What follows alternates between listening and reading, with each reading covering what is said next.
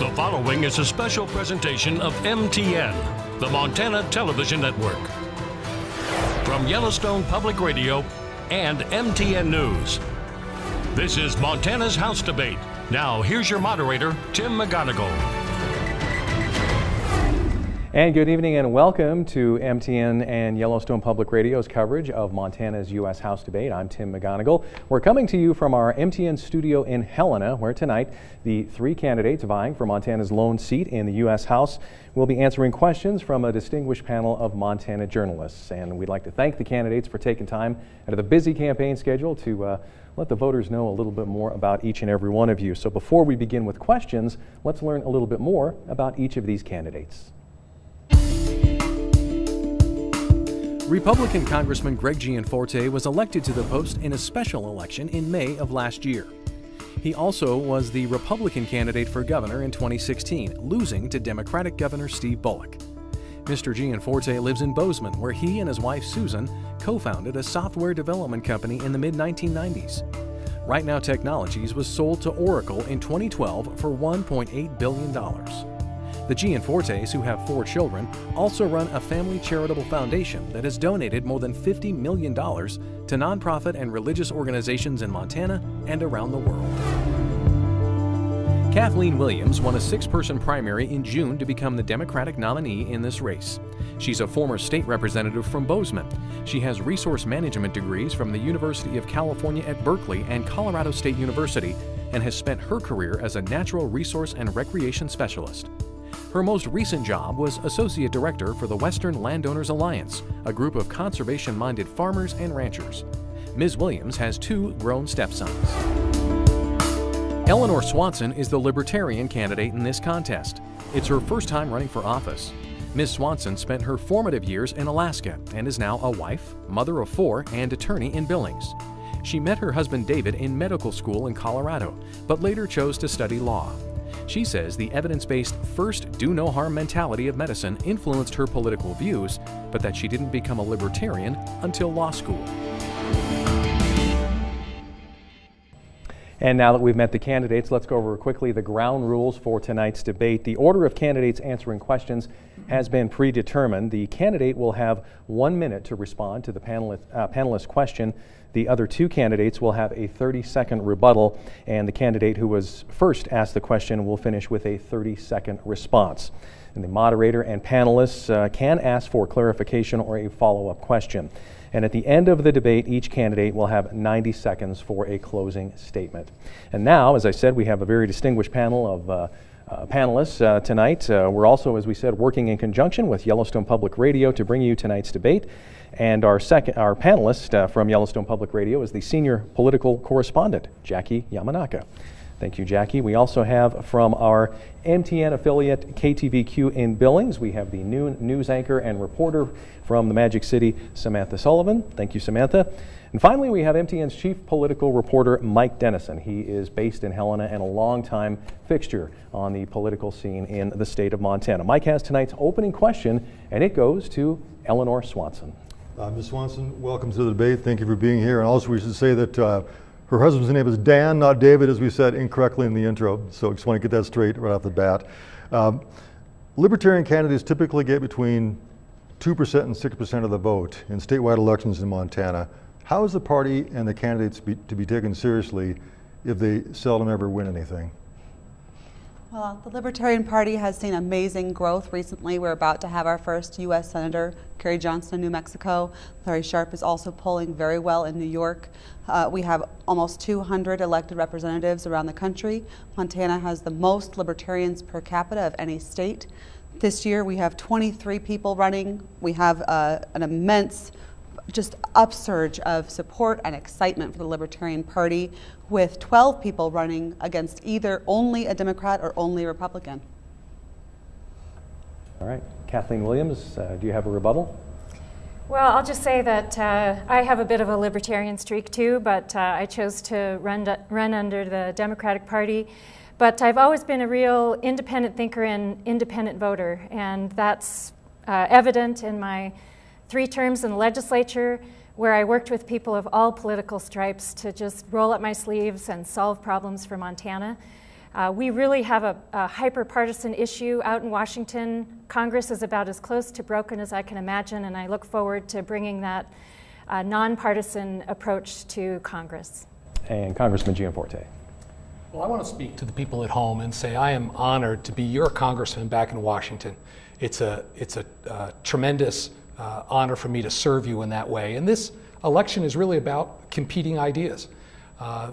We have, on one hand, the question is, are we going to stand with President Trump to deliver results for the people of Montana, or join the resistance and join Nancy Pelosi? I'm proud of what we accomplished so far, getting our economy going. I look forward to the discussion tonight. And Eleanor Swanson, you have 30 seconds to respond. You know, I think one thing about libertarians is that it's a principle, and we stick to principle over party. So at least with the libertarian, you really know what you're getting. You're not going to elect someone on the campaign of limited government and then get a big government candidate. All right, thank you. We'll continue with our questions now. And the question is from Jackie Yamanaka to Kathleen Williams. Welcome, Ms. Williams. Thank you, Jackie. On gun violence, you've said you want to regulate AR-15s and have background checks. What is that going to look like, and how will that impact Montanans? Thanks for the question, and I'm glad to have the opportunity to answer this, because Congressman Gianforte is running absolutely false ads about my stances on guns. I'm a gun owner, I'm a hunter, I support the Second Amendment. My husband and I spent summers working in youth hunting education programs, raising a new generation of sportsmen and women in Montana, which is so critical. But I will say that children deserve to feel safe in school, and parents deserve to know that their children are going to come home safe from school. So I am not afraid. I am not cowed by special interests, and I'm not afraid to have a discussion, a public discussion about how to keep kids safe in school. I am willing to stand up to that, and Congress has just done nothing as far as providing leadership. Congress and Congressman Gianforte have done nothing about the issues related to safety in our schools. Congressman Gianforte, your turn. Well, as I travel around the state talking with people, protecting the Montana way of life is critical. That's why I'll always stand on the Second Amendment. And you might hear some difference of opinions up here tonight, but let me just share the facts with you. I am A-rated by the NRA. Kathleen Williams has an F. I'm endorsed by the NRA and the Montana Shooting Sports Association. I also think we need to keep our schools safe. That's why Congress this year passed the STOP Act to provide training for school officers to make sure we do that. But we cannot restrict law-abiding citizens to prevent criminal acts. I'll always stand on the Second Amendment. Thank you, Congressman. Eleanor Swanson, your rebuttal. Yes, I just want to say that, you know, being a hunter does not mean that you support gun rights. You know, I know Ms. Williams voted against constitutional carry, that people should not carry concealed if they're otherwise legally able to. She voted against letting schools decide whether and when people on campuses should be armed. And to me, that is absolutely against the Second Amendment. There is a human right to self-defense and defense of others, and we need to respect and uphold that. Ms. Williams, you have a 30-second response. Thank you. Yes, I did vote against deregulating college campuses and prohibiting them from having any gun-related storage policies. When I was in the legislature, I got calls from panicked parents saying they never would have sent their children here to college if they thought there was going to be no opportunity for colleges to say how guns should be stored. It's very reasonable. Also, I have the support of the Montana Sportsmen's Association, or Alliance, which I'm very proud of. Thank you. Our next question goes from MTN's Samantha Sullivan. It goes to Congressman Gianforte. Thanks so much for being here, Representative. Just yesterday, you voted against a spending bill that would keep the government open, saying it was irresponsible. But you also voted yesterday to make more tax cuts permanent. Why do you support those cuts if they could greatly increase the federal debt? So I think people at home know this as I've traveled the state. We have a spending problem in Washington. I voted for rebuilding the military and securing our border. But when we get a bill back from the Senate where Chuck Schumer has added excess domestic spending, I'm going to vote against it because you've given me very clear marching orders. In fact, this year, the U.S. government has record income. We don't have a revenue problem in Washington. We have a spending problem. I'm proud of the tax cuts we put in place last fall because it's spurred our economy. We have higher wages. We have the lowest unemployment in a long time and more jobs. This has generated increased revenue for the U.S. government, and this is the way we're going to ultimately balance the budget, is by getting our economy going and holding the line on spending, which is what I did this week in Congress for you. Tim, I'd like to ask a follow-up question real quick. Absolutely. No responsible economist or budget analyst has said that we can erase the revenue lost from tax cuts solely by increased economic activity. Yeah, so thanks for the follow-up question. Let me go through the math because it's pretty straightforward. Every percentage point of GDP growth that we experience here in this country is equivalent to about $3 trillion of federal tax revenue over a 10-year period. Under the Obama era, we had anemic growth, less than 2%. It's forecasted to be 4.6% in Q4. This means an increase of almost $9 trillion over the next 10 years. That was a good investment, the tax cuts, because we put more money in your pocket. All right, Ms. Swanson, your rebuttal. For every $20 that Americans make, the federal government takes 3, borrows 1, and spends 4. Now, whatever you feel about the tax cuts, federal revenues were up 2 cents on that same scale, 2 cents for every $4 of federal spending. So the tax cuts are really irrelevant to the magnitude of our spending problem. Thank you. And Ms. Williams, your chance for a rebuttal. Yeah, I mean, the Congressional Budget Office, all the folks that do the projections on debt, I mean, basically said that the tax cuts and I'll say a tax giveaway, added $1.9 trillion to the debt. The most recent decisions as well added another $2.9 trillion. And not only is it the debt, but the tax giveaway is benefiting the wealthy. 83% of the benefit goes to the top 1%. Thank you. Congressman Gianforte. Well, I'm proud of the work we've done in Congress this year. And as I've traveled the state, I've heard many stories about people's paychecks getting larger. There's a single mom right here in Helena that the story was relayed. She's raising 3 kids by herself. That's a tough job. She had a car that didn't work that well. After the tax cuts that the Republicans put in place last December, her paycheck here in Helena went up $400. That's allowed her to get a more reliable car and made the American dream brighter for her. I'm proud of what we've done there. And we didn't have a single Democrat vote in the House or the Senate for that tax bill that made wages larger for Montanans. Thank you, Congressman. Our next question comes from Jackie Yamanaka, and it's directed towards Eleanor Swanson.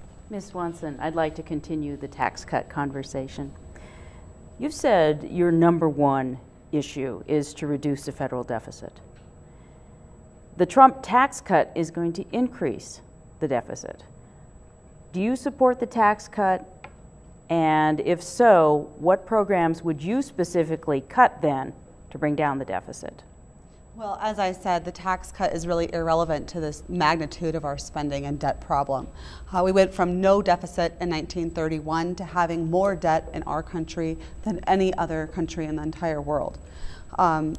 We can tax, everyone earning over $1 million, and we still would only get 36 cents more for every $4 of federal spending. We could raise corporate tax rates. Generally in economics, you want to tax something if you want less of it. But hey, raise corporate tax rates. Well, effectively you're going to double tax Americans working and building businesses, and you're going to drive business overseas. We just reduced corporate tax rates from 35 to 21%, and yet federal revenue again went up 2%, or sorry, 0.02%. There's a lot of areas that we absolutely need to cut, not our, Social Security, Medicare, and Medicaid. We need to make those fiscally sustainable, fiscally responsible. Jackie. I'd like to follow up and then zero in then on cuts. So what programs departments? I mean, what would you specifically cut then? Absolutely. We have 430 federal agencies that are pretty much new. You know, we have an explosion of unconstitutional congressional authorizations for these agencies. I would eliminate or very much reduce all of them. There's no separation of powers. They have the same entity doing each one of those 3 jobs within the agency. They were not accountable to the public. We didn't elect these folks. Kathleen Williams, your chance for rebuttal. Yeah, let me say that I support tax cuts. It's wonderful to have more dollars in the pockets of working families and agricultural businesses and small businesses. But this wasn't a tax cut that just benefited small income earners. Again, it gave 85% of the results to the top 1%. Warren Buffett made $29 billion off of this and didn't even ask for it. I have experience in the legislature lowering taxes and passing responsible fiscal policy, and I'll take that to Washington. And Congressman Gianforte, your rebuttal. Well, as I've traveled the state every weekend, and I'm proud of the fact that I have not spent a weekend in Washington, D.C. yet, getting back here every weekend. Tax cuts, Montanans know, you know, that they're working for Montana. I was talking to a public school teacher in Billings whose check went up $130 a month. We cannot afford to go back to the failed Obama-Pelosi policies that stagnated our economy for a decade. Thank you. And Eleanor Swanson, you have a 30-second response. Yes, I just wanted to point out that Ms. Williams voted against reducing taxes paid by the bottom 1%, those Montanans paying less than $2,700 per year. Mr. Gianforte voted to increase federal spending. He voted to increase the debt cap without spending reform. He voted for a $900 million East Coast rail line, $1.1 billion on Amtrak. He voted for FISA, the Patriot Act, the degradation of our Fourth Amendment rights, and it needs to be talked about. All right, our next question goes from KTVQ's Samantha Sullivan, and it is directed to Kathleen Williams. Ms. Williams, I'd like to ask you about health care. You've placed a lot of emphasis on health care. Do you think health care is a fundamental right for all citizens? And if so, how do we make that happen? And then how do we pay for it? Thank you. And many of you know that health care is personal for me. When I was 11, my father and I became caregivers for my mother with early onset Alzheimer's. So I know what an illness can do to a family. That said, all Montanans need to have the opportunity for affordable, accessible health care. And I have a fairly detailed plan on how we can get to that, including allowing people 55 and older to buy into Medicare. The plan is on our website, and we really need to ensure that we're lowering costs and adding accessibility. My opponent Congressman Gianforte expressed support for the Graham-Cassidy bill that would have prohibited the protection for pre-existing conditions. It would have raised costs on our seniors, and it would have knocked thousands of Montanans off their medical care. We need better, and we can do better. Congressman Gianforte, your rebuttal. Well, I want to be clear, and we need health care reform because Obamacare is not working. My principles are simple. We need to preserve rural access. We need to protect people with pre-existing conditions. That's why I've co-sponsored legislation that will do exactly that. We have been acting. Obamacare has driven costs up and benefits down. That's why we enacted expanded HSAs, association health care plans. We need to give consumers more options, not move to a government-run, one-size-fits-all system, which will bankrupt this country. All right, and Eleanor Swanson, your rebuttal. I believe in free markets, free minds, and free people. Now, the CBO says that Medicare, Medicaid, and Social Security are not on a fiscally sustainable trajectory. No matter what your political views, that is the case. If we want to preserve these programs for the future, we have to act now and put them on a better path. And I would also like to give people the option of choosing different choices if they want to on the free market. And Kathleen Williams, your response. Well, again, Congressman Gianforte says one thing and does another. He wouldn't answer the question from the reporter, the special election, and then expressed favoritism for the health care thing, as he said, being passed. The ACA is not being a failure. It's Congress picking it apart, bone by bone by bone, and not fulfilling their commitments to lower healthcare premiums that is causing double-digit increases in costs, and that's unacceptable. All right, our next question comes from Mike Dennison, and it's for Congressman Gianforte. Representative Gianforte, do you agree with the president that much of the media is dishonest and an enemy of the people? And do you think it's okay for him, as he did in Billings earlier this month, to make light of your assault of a reporter last year? Well, I can't speak for the president. I know that I've had a chance to work closely with him. I've met with him in the Oval Office. I've been on Air Force One twice here recently, flying out for rallies in Montana. And I am proud of the work that he's doing to get our economy going again and create opportunities for Americans and make the American dream more attainable. I think that the relationship with I enjoy good working relationships at the state level with our media here, and have made myself very available. And I plan to continue to do that, meeting at every opportunity that I can. But what do you think of his characterizations of the media that he makes frequently? You know, I can't speak for the president specifically on individual comments. I do know that in my personal interactions with him, he's been straightforward, and I know he loves this country, and his heart is in it, and I stand with the president. And Eleanor Swanson, your response. The media does tend to focus on what drives news. So there's a focus on the negative, and people tend to think that that is what's happening. NBC did edit the Trayvon Martin video to make things look worse, that there have been some cases of media acting a bit nefariously. I love the diverse proliferation of media options we have. We have social media, we have all this media. And I want, First Amendment jurisprudence to be upheld in that arena. We've established it. It's a great First Amendment protection. I hope it continues to thrive. And Kathleen Williams, your rebuttal.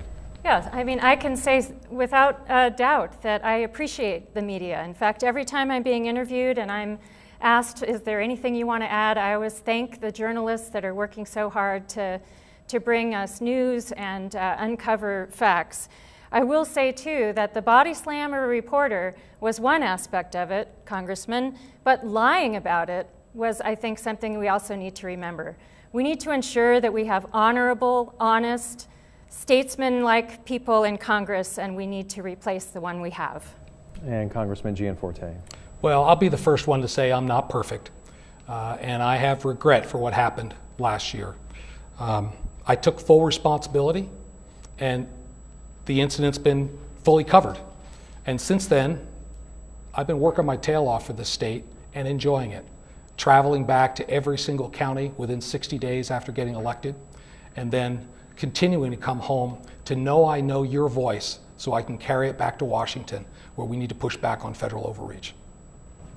Thank you. Our next question is from Samantha Harrelson, and it goes to Eleanor Swanson. Ms. Swanson, when Denny Rehberg held this same office, he took pride in holding in-person, publicly accessible town hall meetings in all 56 counties here in the state. Would you be willing to make that commitment to Montanans tonight if you were elected? Yes, I would. Yes, I would. All right. And then I guess, I'll use, I don't know.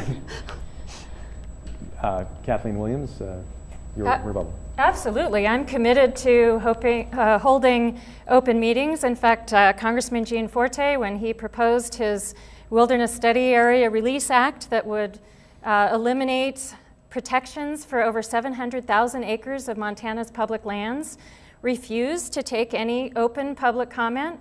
So my team and we held a public meeting, and we proved that Montanans can come together, whether they're passionate on any side of an issue, and have civil dialogue and learn from each other. And we invited you, Congressman, and I will take that forward to Congress. Congressman Gianforte, your rebuttal.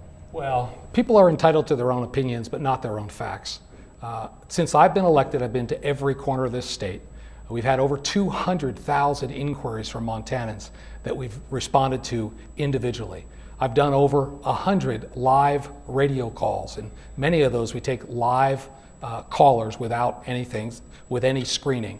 In addition, I've done teletown halls every month. I would argue I've probably been more accessible than anybody that's filled this seat before, and I will continue to operate in that manner. And Eleanor Swanson, you have a 30-second response. I believe in transparency. I have personally responded to all questions in the forum in which they are asked. I've responded to every survey, every phone call, every email personally, every question on Facebook in the forum in which it's asked. I will continue to do that so long as I am able.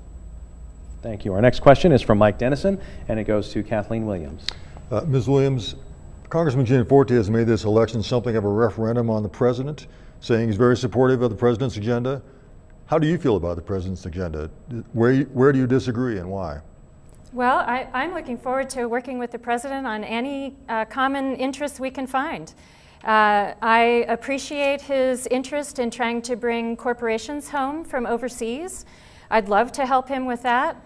I do object somewhat to the tone that is going on in Washington, and I will chalk that up to hyperpartisanship and tribalism and the focus that all politicians seem to have out there as to which party is going to be in power and how to stop them from being in power. I am so looking forward to bringing some statesmanship, some independence, some roll up your sleeves Montana style to Congress, and that's what we need. I'm concerned that Congress is so close to broken that we need to send true public servants, true representatives that'll be responsive, transparent, work with people of all political stripes to get things done for Montana and America. What policies of his do you disagree with? What policies do you want to oppose him on? Well, I'll tell you, one thing that I've been talking about a lot in our agricultural sector is his approach to tariffs. And Congressman Gianforte had an opportunity to sign a letter with 107 of his Republican colleagues in Congress opposing broad tariffs and didn't sign it.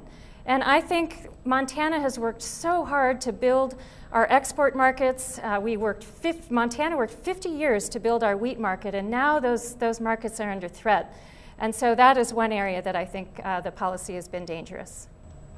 Thank you. Congressman Gianforte, your rebuttal. Well, I do stand with President Trump. Together, I've been at the table with him. We have delivered results for Montana. You see it in the economy. We have more jobs than we have people looking for work. Wages are going up. Unemployment's down. This is all good news. This election truly is a question between results, working with President Trump, as I'll do, or resistance and working with Nancy Pelosi and going back to the failed policies of the Obama era. Eleanor Swanson, your chance for rebuttal. I am the only one that won't be controlled by a speaker or a head of any political party. I am my own person. The role of law is to define and prohibit harm. Economic signals are valuable for us to find the most valuable way to serve one another. And I believe in calling balls and strikes when I agree with people or when I don't. That includes Trump and anyone else. Thank you. Kathleen Williams, your rebuttal. Thank you. I want to bring to the attention of Montanans that our economy has been growing since 2011. There's no way that we can, that people who are just recently in office can take claim for that. I'll also say that the Congressman Gianforte knows that in July, I said that I wouldn't be voting for Nancy Pelosi. That is public. He took that clip and put it in a commercial that said the exact opposite. We need honesty, integrity, and stateswomanship in Congress, not more lies. Yellowstone Public Radio's Jackie Yamanaka has our next question, and it goes to Congressman Greg Gianforte. Representative Gianforte, one of your campaign ads essentially says Ms. Williams favors open borders and amnesty for illegal aliens. When has she ever said that? And what is your preferred approach on immigration policy? Okay, thank you for the question. I want to address this last point for just a second. Excuse me, let me go to the immigration. Twice in the Montana legislature, Kathleen Williams has voted for sanctuary cities. This harbors illegal criminal aliens that have come into this country. This is not what we want in our communities. This makes our communities less safe. I voted twice on the House floor for real immigration reform that would move us more to a merit-based immigration system, got rid of the chain lottery, protected the DACA kids, and built the wall. I'm proud to be working with President Trump to do real immigration reform, and I'll continue to do that. And next we have Eleanor Swanson. Well, I'm not sure I have too much to add on this topic. Okay, Kathleen Williams. Yeah, again, let's correct this. I did not vote for sanctuary cities. I voted against a bill that would prohibit them. There are no sanctuary cities in Montana. That was in 2011. There was no threat of them. There are no sanctuary cities now. And I will say that I believe in a strong border. We need to have a border that works well for tourism and trade, that stops effectively illegal trafficking in arms and people and weapons and drugs. And I support ICE in our border control. And we need to ensure that Congress starts working on immigration and not just accuses people about it. Excuse me, I'm sorry, I wasn't done with my response. I could have a little more time. I'm sorry, I thought, go ahead. Okay. I don't have much to say on the matter of the who said what. I believe that when we're talking about borders and immigration, we often are splitting two separate topics. One, we need safe, secure borders to make sure that there's no violent criminals, terrorists, biochemical weapons coming into our country, and then be more accepting and welcoming towards refugees and families. And the two of those combined are my policy. Thank you. And Representative Gianforte. Well, our current immigration policy is not working. We have illegal immigrants and narcotics pouring over our borders. I was talking to a sheriff here in Montana recently, and he told me he knows when the Mexican meth arrives in their Montana community because they see a spike in the crime rate. And for my opponent here, I would just say when you stand on the same issues and you vote like Nancy Pelosi, you'll end up standing with her back in Congress. There's a clear distinction here. And my opponent voted for sanctuary cities. Our next question is from MTN Chief Political Reporter Mike Dennison, and it goes to Eleanor Swanson. Ms. Swanson, in any Montana campaign of late, we hear plenty of talk about access to public lands. Where do you stand on the access and ownership status of federal lands, and do we need any change in their management? The answer is yes, we do need to change management. There is a constitutional basis for federal ownership and control of land. Right now there's about 1 million different agencies controlling land for 1 million different purposes, and often irresponsibly so, such as the BLM checkerboard pattern, which denies access to public lands to some individuals, but not others. Right here in Montana, we have access to roads denied people when it's dangerous, when there's fires, and we need to make sure that we have access. There's fire control measures that should be taken and are not. We can't just have stewardship of land for one purpose and ignore every other purpose. That said, public lands is a minor issue in comparison to the scope of the serious economic threats facing our country now, and it would not be a policy priority of mine. And Kathleen Williams, your rebuttal. I strongly favor ensuring public lands stay in public hands. I have a 35-year career in natural resources, bringing together very diverse interests to solve really thorny natural resource problems. My specialty has been in water, which cuts across all kinds of combination of resource interests. My opponent, as I've mentioned, proposed to release over 700,000 acres of protections on public lands without public comment. And we need someone in Congress that's going to be more sophisticated about our natural resource issues and solve our problems. Thank you. Representative Gianforte, your rebuttal. Well, the marching orders I've gotten from you have been very clear. We need to keep public lands in public hands. We need to be working to increase access, and local input is critically important. That's why I sponsored legislation that will protect East Rosebud Creek for generations. That passed into law and the president signed it. I've also championed protection of Paradise Valley, which would prevent a mine from being built on the outskirts. And one of my first hearings as a chairman of the Oversight Committee was to understand why 1/3 of all our forest roads in Montana have been gated and preventing sportsmen's access. Thank you, Representative Gianforte. And Eleanor Swanson, you have a 30-second rebuttal. You know, one thing that really struck me about Mr. Gianforte's answer just now, he said that he takes his marching orders from Montana. I don't take my marching orders from Montana. I take them from the Constitution and making sure that everything I do in Congress has constitutional authority. There's a constitutional limited government, and I stick to that, regardless what any majoritarian population might say to the contrary. Thank you. Our next question is from Jackie Yamanaka, and it's for Kathleen Williams. Ms. Williams, the free market, namely cheap natural gas, is the primary driver for the downturn in the coal industry. So why shouldn't the market determine the fate of Colstrip, just like the market determined the fate of the buggy whip? Well, I think the market is having an impact on Colstrip and how that community can thrive in the future. It is market trends that are affecting their ability to design their future, but there are a lot of great people in Colstrip that are really working to diversify their economy. When I was elected to the legislature, it was during the recession, and one of my big goals was to help diversify and grow our economy, which I did.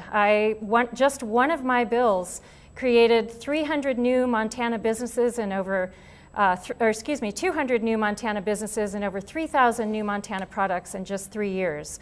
I know how to create opportunity across Montana, both urban and rural, and I've been talking with the folks in Colstrip for quite a while about how we can ensure that that community thrives.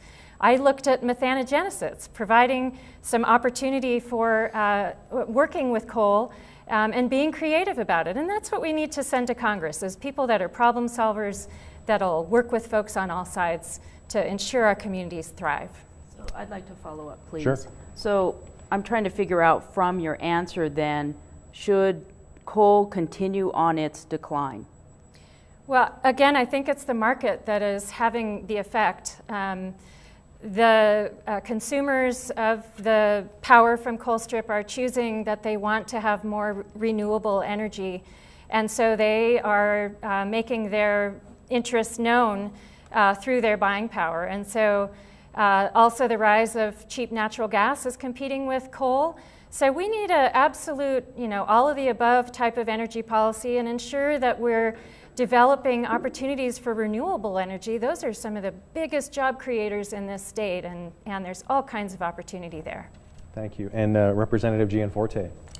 Well, we've had a war on coal by this prior administration. I'm pleased that the Trump administration has removed the Clean Power Plan.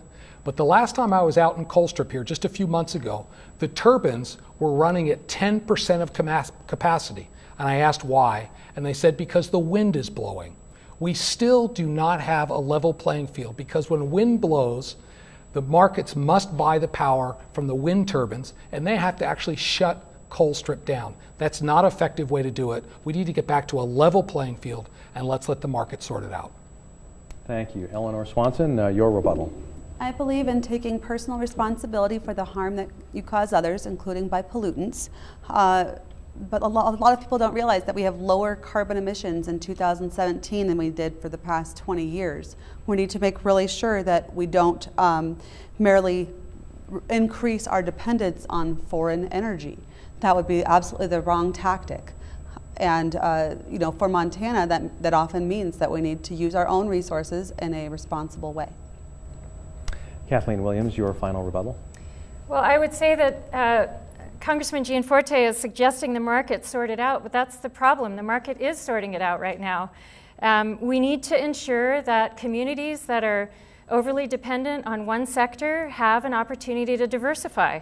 There are all kinds of options. There's great people working on this. I am so looking forward to carrying any proposals to the federal government that Colstrip comes up with and helping with those. There's some genius ideas coming forward, and I look forward to working on them.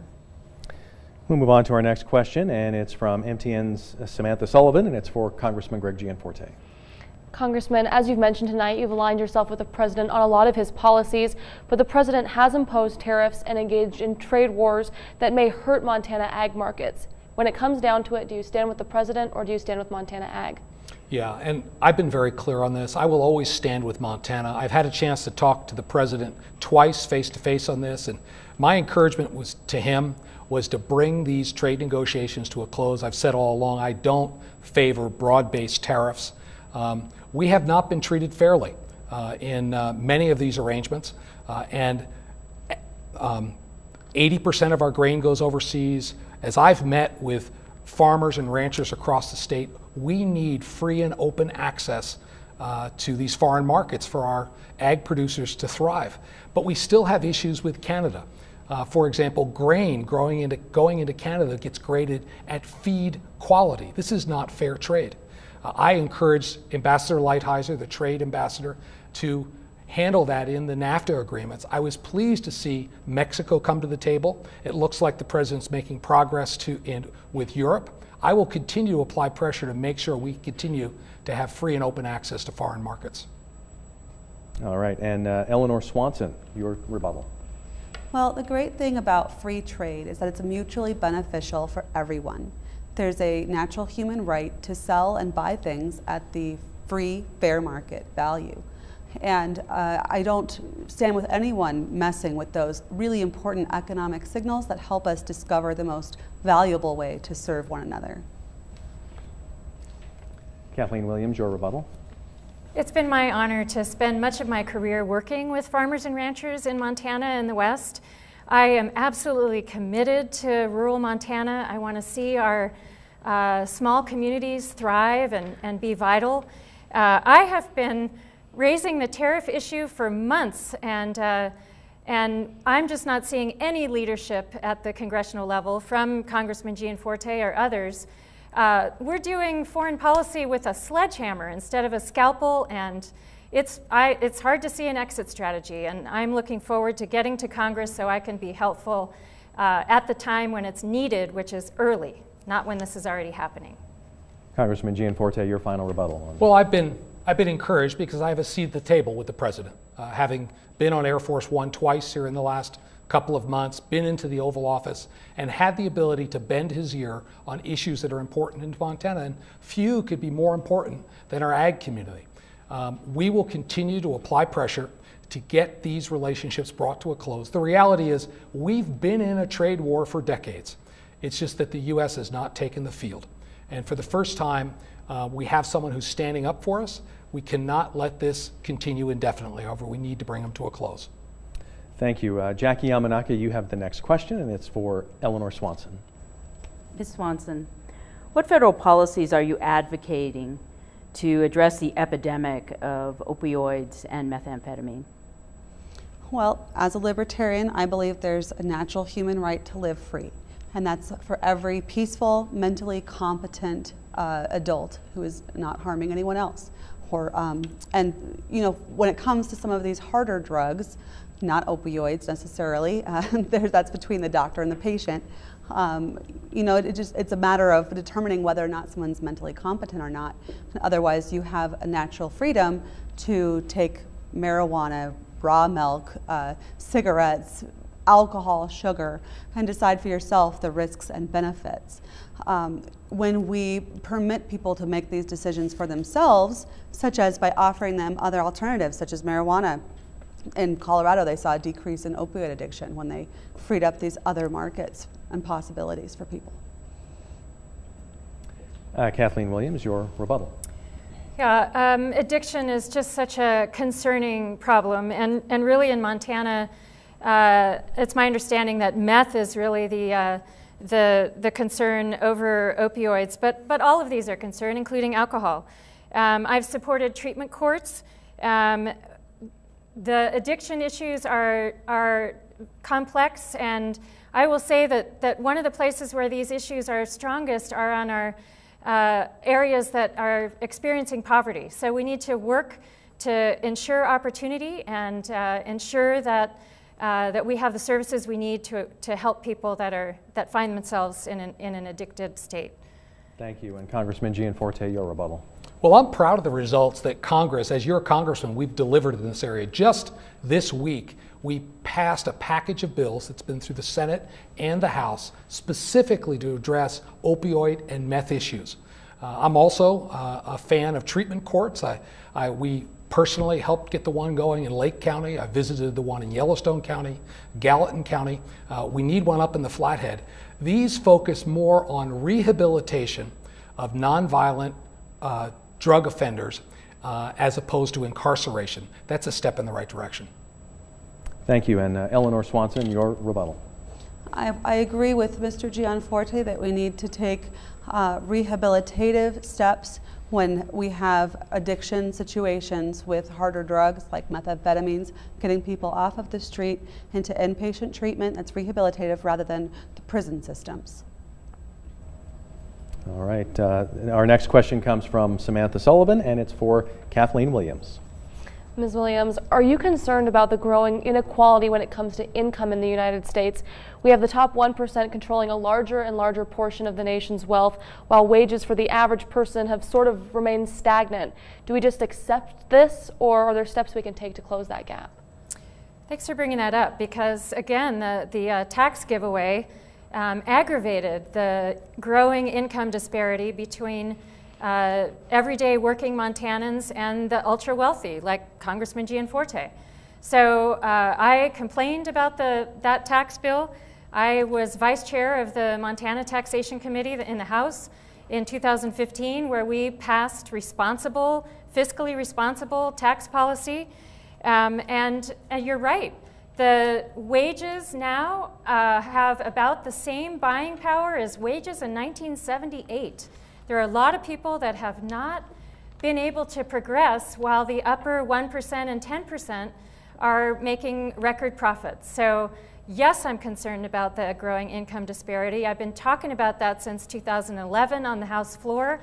One of the things that I advanced in the legislature, we laid the groundwork for an earned income tax credit, which really helps folks at the working families at the lower levels, and I want to continue to help close that gap. Tim, I'd like to ask a follow-up question, if I may. Absolutely. Do you support then higher taxes on the wealthy?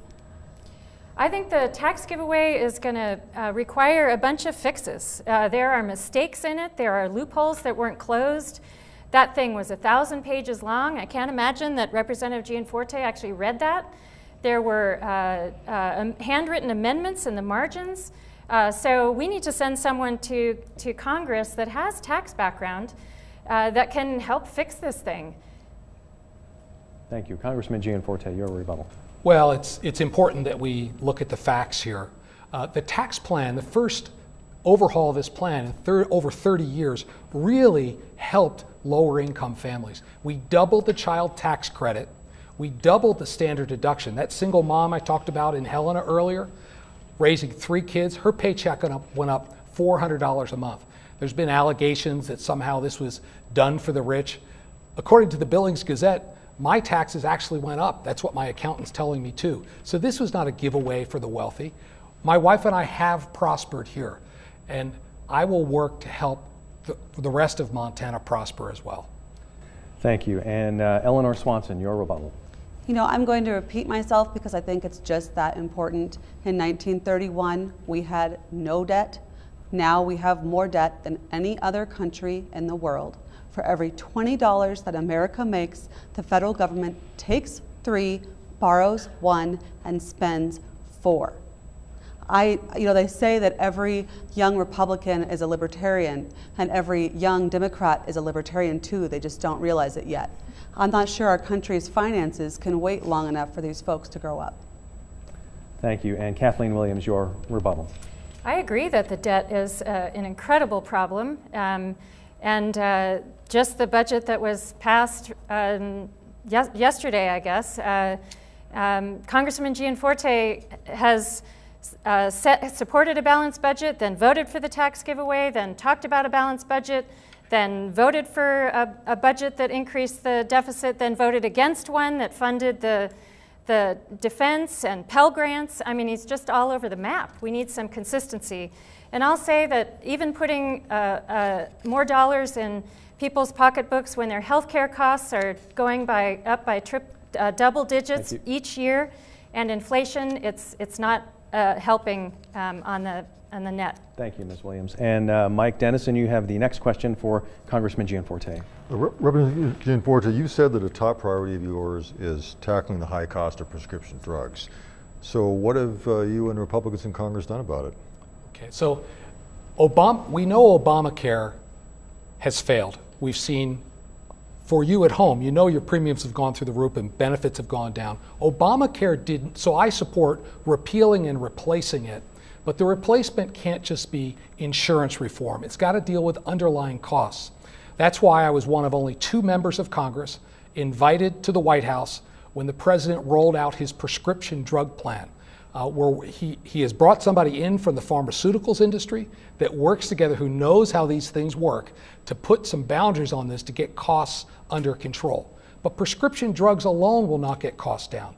We can't move to a one-size-fits-all, government-run healthcare, Medicare for all, as the other party has advocated for, because it will bankrupt this country. We need to move to more choices. That's why just in July we expanded the use of HSAs, health savings accounts, and we've also added the ability for association healthcare plans. These will all work to bring costs down. Thank you, Congressman Gianforte. Eleanor Swanson, your rebuttal. What was the question again? The question was about, I'd like to follow up on Mr. Gianforte. I didn't hear any specifics about what Congress is going to do about prescription drugs there in your first answer. So on prescription drugs, when we give a company a monopoly, it comes with some requirements on pricing. And you as consumers out there know that there is price gouging going on. Drugs available in Canada and Mexico are often 1/10 of the price that they are in this country. So we need to work for increased transparency and fairness in drug pricing. Ms. Watson, are you ready? You know, a huge part of why our health insurance is so expensive is because we are requiring it to cover everything. And we're fighting about what it covers. Will it cover tubal ligations? Will it cover birth control?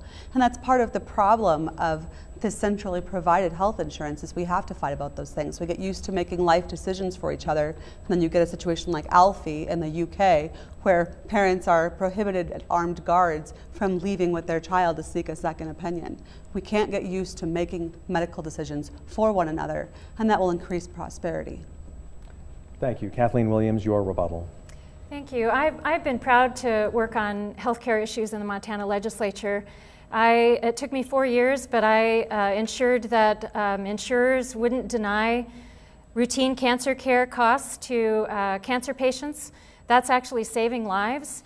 I have worked so hard to improve accessibility and affordability of healthcare in Montana. I look forward to doing it in Congress. One easy thing to do that I support is allowing Medicare to bargain for drug prices. And whereas my opponent supported a plan that would turn Medicare into a voucher system, and that's really not what our seniors need. Thank you, Kathleen Williams. And Mr. Gianforte, your rebuttal. Well, the other side has been advocating for Medicare for all. Unfortunately, Medicare for all will be Medicare for none, because it will bankrupt this country. The economists say that that would actually cost $32 trillion, and it would steal money from seniors and change Medicare in a way that we would never recognize it. Economists have also said to pay for that, we would have to double everyone's income tax rate to pay for Medicare for all. We need to preserve Medicare for our seniors along with Social Security. We're going to do that with a strong economy and strong federal tax revenues as a result. All right, thank you, Congressman Gianforte. That concludes the question and answer portion of this debate. Right now, we're going to jump right into the closing statements, and each candidate will have 90 seconds for their closing statement. We'll begin with Kathleen Williams. Montanans deserve someone that will keep their promises in Congress. I promise to you that I will work to fix health care, that I will foster opportunity for all Montanans, not just special interests, that I'll protect our environment and outdoor heritage, that I'll bring civility and integrity and stateswomanship, in my case, to a broken Congress, and that we'll work to rebuild our place in the world. Congressman Gianforte has broken promises. He promised to be Montana's voice in Congress, yet he won't allow members of the public to comment in congressional briefings, for example, in Hamilton. He promised to be a voice for agriculture, but he refused to sign that letter with his colleagues that expressed concern against broad tariffs, and now our markets are suffering. He promised to be an advocate for health care. All he's voted for is repealing, and there's no leadership in replacing, and we need constructive health care reform. He promised to be a voice for our seniors, but he's supported proposals that would turn Medicare into a voucher system. And he promised to protect our public lands, but he's already proposing removal of 770,000 acres of protections. I will commit to fulfilling promises. We need integrity, honesty, and someone who's fair and transparent in Congress, and I so look forward, with your honor of your vote, to being your next Congresswoman. Thank you. Thank you. Thank you, Kathleen Williams. Eleanor Swanson, your final closing statement. Nothing matters to me than my values. I am the only candidate who will uphold and respect the entire Constitution, including the Bill of Rights. I will respect the constitutionally limited role of the federal government. The new political spectrum is not left versus right. It's personal autonomy versus authoritarianism. It's equal liberty broadly and objectively defined, or great injustice. It's prosperity or economic catastrophe. Actions speak louder than words. Both of my opponents' voting records promise that they will add increased federal spending, increased federal debt, and that they will make decisions for you in a top-down manner instead of respecting your right to make your decisions for yourself. People's lives are not chess pieces on a board to move around. My vote, nor your vote, are political games. I will never vote to spend money that we do not have. I will never vote without first asking if I have the moral and constitutional authority to do so. I ask you to hold yourself to the same standard. I ask you for your courageous vote, to vote out of faith and not fear of what could be worse. And if you vote for me, I will win. Thank you, Eleanor Swanson. And Greg Gianforte, Congressman, your final closing statement. Well, Montana's special. That's why Susan and I decided to raise our 4 kids here. It's why we built our business in our home. And it's why I ran for Congress, to protect our Montana way of life. I'm honored to serve as your congressman. It's a responsibility I take very seriously. In my first 60 days, I traveled to all 56 counties, and I've yet to spend a weekend in Washington, D.C. I'm proud to be working with President Trump and delivering results. Wages are going up, unemployment is at record lows, and the economy is booming. Working with President Trump has also made our communities safer. We're securing our border. We're rebuilding our military. We're taking care of our veterans, and we're protecting our Second Amendment. Having a seat at the table with President Trump is delivering results for Montana. Ultimately, though, this election is about competing ideas.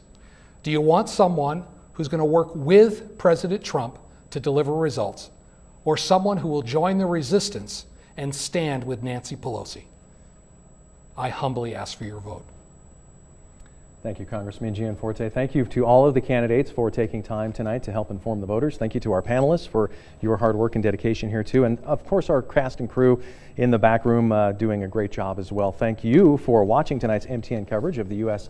House debate. We'll have more coverage on tonight's 10 o'clock news. And we hope that you'll join us next Saturday night at 6 when we bring you the U.S. Senate debate. For Samantha Sullivan, Jackie Yamanaka, and Mike Dennison, I'm Tim McGonigal. Have a great night.